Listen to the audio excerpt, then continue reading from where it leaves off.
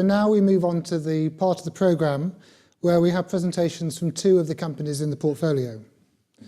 First of all, I would like to introduce Mark Smith, who is the founder and chief executive of ContactEngine, a fast-growing software-as-a-service business that enables global brands to transform customer journeys through intelligent multi-channel communication.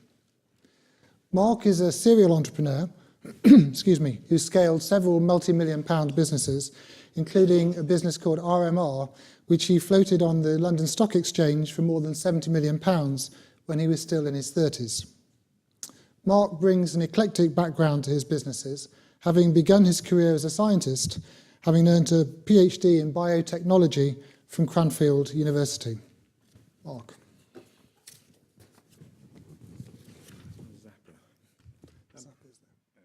Can you hear me all right? I'm not mic'd up, so I'll need to stay close to that. Is that okay? So I think I'm one of the needles in the haystack, one of the 100, and I don't have a red Ferrari. It's a black one, obviously. I don't. Vauxhall Astra, actually, but there we go. So in the few minutes that I've got in this presentation, I'd like to do three things, I guess. The first is to thank you for investing in my business. And all that brings. Without people like yourself, then the dreams that people like I have or nightmares sometimes, cannot be realised. So thank you for that. I want to tell you a little bit about what the business does, and then I also want to, and this is all in 15 minutes, explain the world of artificial intelligence and machine learning. Okay? So that's me. I've been on a journey. This is a little bit about the business. So I can't actually see anything here, so I'm going to have to look behind me, and I can't see out my right eye, so this is going to get very awkward. So this is going to be sort of terminology bingo. I would have used another word there, but I'm too polite. So we're a software-as-a-service business. We're cloud-hosted. We're transactional in the way that we work. We use AI and ML and all sorts of NLP, and oh, it's endless. It's endless. But what do we actually do?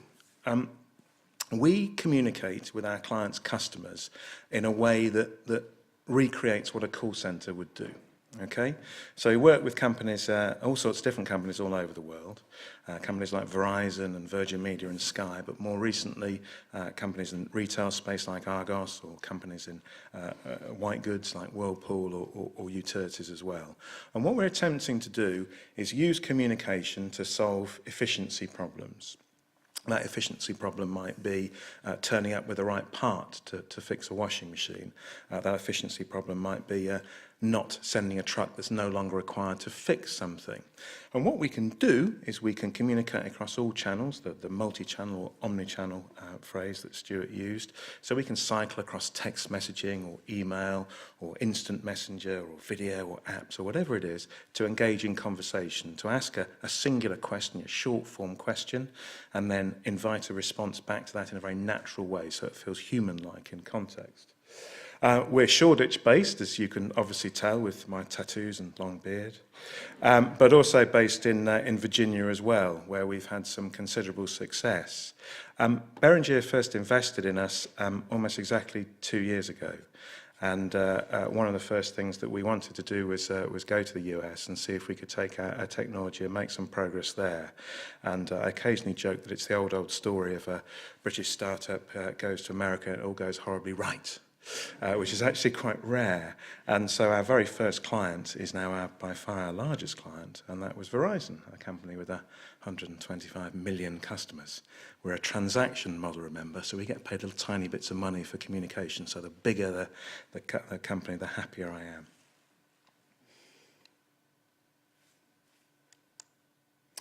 am. So we work... Quite interestingly, that the journey of communication, the longest we have, is work we do with BT Business, where we have some 30 days of communication time to solve a problem of business installations of Ethernet connections. Multiple stakeholders, we have to communicate with one and move on to the next and what have you. So that's horribly complicated and takes quite a long time. The shortest window of communication we have is with the RAC, where we have 15 minutes. From the moment that somebody calls in to say they're broken down, we then have 15 minutes to try to sort the problem out with the car before the truck gets committed to be sent to them. So very short windows, very long windows. We also partner, probably the most significant of those, and it's not one of the FANGs. Shouldn't Microsoft be part of the FANGs? They just tipped over $1 trillion, I think, haven't they, in valuation? And they're my favourite company. And so we've recently achieved co-sell status with Microsoft, which is a rather obscure phrase, which means that the thousands of salespeople inside Microsoft can now add us into their bag of tricks to sell. Back to the journey. We're going to get into AI and ML shortly and various other things. So, a handful of clients like that. As Stuart pointed out, I'm a scientist, so I like to win with numbers. And years ago, that's a representation of data. So years ago, I used to pretentiously say that in the future, my business will be valued not on the communication it's about to do, but the communication it's already done, the insights that are acquired from mass data sets. And that, to an extent, has come true. I did a lot of thinking. I like this, thank you. I particularly like this quote, and this is a sort of foundation for science that I saw further because I stood on the shoulders of giants, which is a famous quote from Isaac Newton. But I also quite like the fact that it's thought that it wasn't necessarily the concept of learning from other people's work, but instead he actually hated this man, Robert Hooke, who had a hunchback. And so the idea was that he was making a joke about the man's diminutive size. Hooke's law, remember that from your GCSE O-levels? Springs. So we acquired lots and lots of evidence and data and information that taught us how to better communicate with people. We probably, by the end of the day, will have had about maybe 500,000-600,000 conversations across the globe. Those conversations will be across all the channels I mentioned, and the words contained, either spoken or written in those communications, will all be unique to the individual receiving them. Unique by language, by tone, variation within a client to see if we can improve response rates by changing words. Putting or not putting a full stop at the end of a text message can affect the likelihood of people responding to it. Fascinating piece of information. So channels is one of the keys, timing is one of the keys, personalization is one of the keys, and learning is one of the keys. But the first one is about channels. So here we go, more history lessons. So the extraordinary thing about communication in recent years has been, it wasn't that long ago when I worked in an organisation that had a typing pool. And I used to have to use a dictaphone and put it in a trolley in a man. I used to work for really early on in my career, I worked for the Ministry of Agriculture. And then it would go to a typing pool and I'd send it back and I'd put a letter in an envelope. Anyone that ever says to me, email's dead, I want to really, really punch in the nose. Okay, so communication has exploded in recent times. So 500 years ago, we started printing things out. We worked out a way of sending them around the country. About 200 years ago, this is very UK-centric, apologies. China was probably doing this a lot earlier. That guy, he made the famous phone call to a guy called Watson, I think. Didn't he say something really boring, like, "Are you there?" or something? I think it wasn't really that one small step. And then it's only twice my lifetime ago that we put a cable across the Atlantic and could actually communicate via the telephone or telegraph as it was at the time. And then this man, anyone recognise him? Ray Tomlinson claims to be the man who first sent an email to himself 50 years ago. Right, it must be true, it was on Wikipedia. You can't prove it any other way. And then bang, the last 10 years there's been this explosion. We can now talk to machines in our house and sometimes they give us sensible replies. We have 300, 400, 500 different instant messenger applications, famous ones like WhatsApp and Facebook Messenger. Text messaging has been around a long time, of course, email a long time, telephone calls a long time, but there's been an explosion. So it's no longer acceptable for a brand to dictate the communication terms to their customers, but accept that omnichannel works both ways in terms of buying something, but in terms of its fulfillment as well. Communicating with people has to be omnichannel. Now, the other interesting thing that we discovered over the last few years, and the reason I employ linguistic experts in my business, as well as mathematicians and software engineers and others, is this. Here's an interesting fact. You respond more positively to words that you learnt before you were 12 than words you learnt after you were 12. Okay? This is partly to do with sort of lots of ugly words you learn later in life, the ones I'm desperately trying not to use in front of a large audience. And, but it also plays to when you're communicating with people, use simple language, use language that isn't ambiguous, which is comfortable. And I'm not quite suggesting that we should say for Virgin Media, the lovely man in the little red van's going to come and fix your broadband, but, but somewhere between the formal and the informal lies the best way of communicating. And then you get into all sorts of really interesting... we completed an experiment only last week with an American company where we could show that there is a difference in the way people respond in Northeast America and Southern America by the formality, the tone of the message that we sent out. That means that we need to possibly... I don't think there's a Watford gap in America, but we need to maybe vary our communication depending on who we're communicating with in the States. So language becomes very important as well. Timing. Now, this is absolutely fascinating, okay? I can tell you the best time of day to send a message that gets a response in the States and in the UK and also certain parts of Europe. It's not between 9 and 5, okay, when most call centres are employed. I can also tell you, this is true but entirely pointless, that the outside temperature that elicits the swiftest response to a text message in the UK is between 10 and 12 degrees centigrade. I don't know why. I can also tell you that there is a 2-hour variation in speed of response between midsummer and midwinter. That is useful. That can allow us to affect the frequency of communication, the style of communication based on day length.